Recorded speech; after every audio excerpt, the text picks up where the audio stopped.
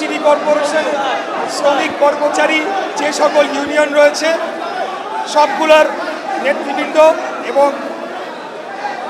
সদস্য ভাই ও বোনেরা এবং দীর্ঘ 2 সপ্তাহ যাবৎ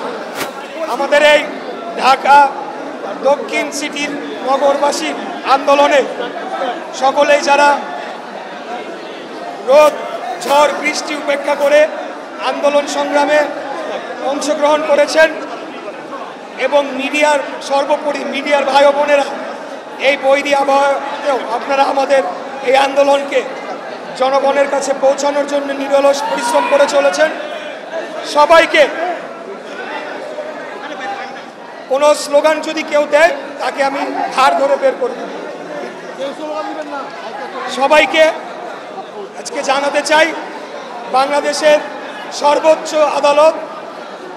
সুপ্রিম কোর্টের আপিল বিভাগে মাননীয় প্রধান বিচারপতির উপস্থিতিতে বিগত ঢাকা দক্ষিণ সিটি নির্বাচন 2020 সালে অনিয়ম হওয়ায় আমরা যে নির্বাচন ট্রাইব্যুনালে যে মামলা করেছিলাম সেই মামলার যে রায় সেই রায়কে বাংলাদেশের সর্বোচ্চ আদালতে বৈধতা দেওয়া হয়েছে এবং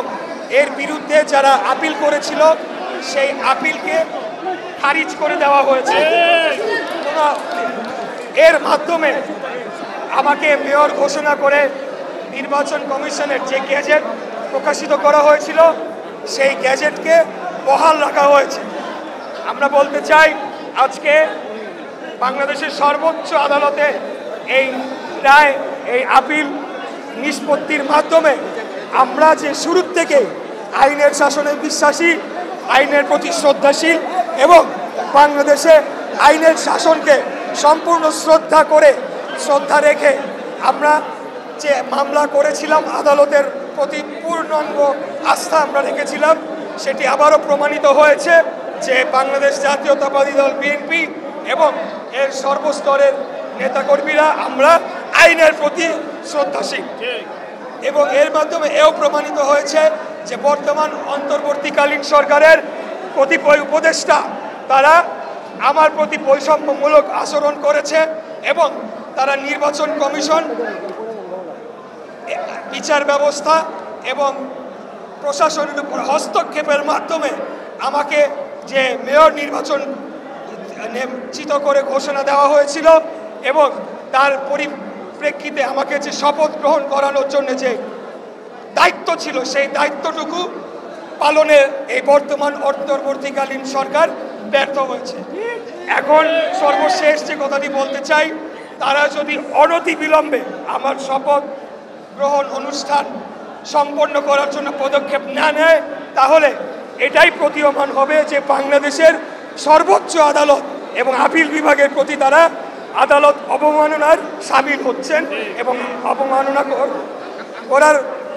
মতোই একটি পদক্ষেপ নেওয়া হচ্ছে। অতএব আমি বর্তমান অন্তর্বর্তীকালীন সরকারের সকল পর্যায়ে যারা এটার সাথে সংযুক্ত তাদেরকে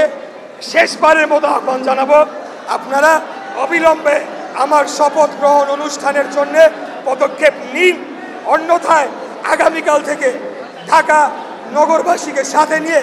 এই আন্দোলনকে আরো বেগবান করা হবে, আরো চূড়ান্ত করা হবে।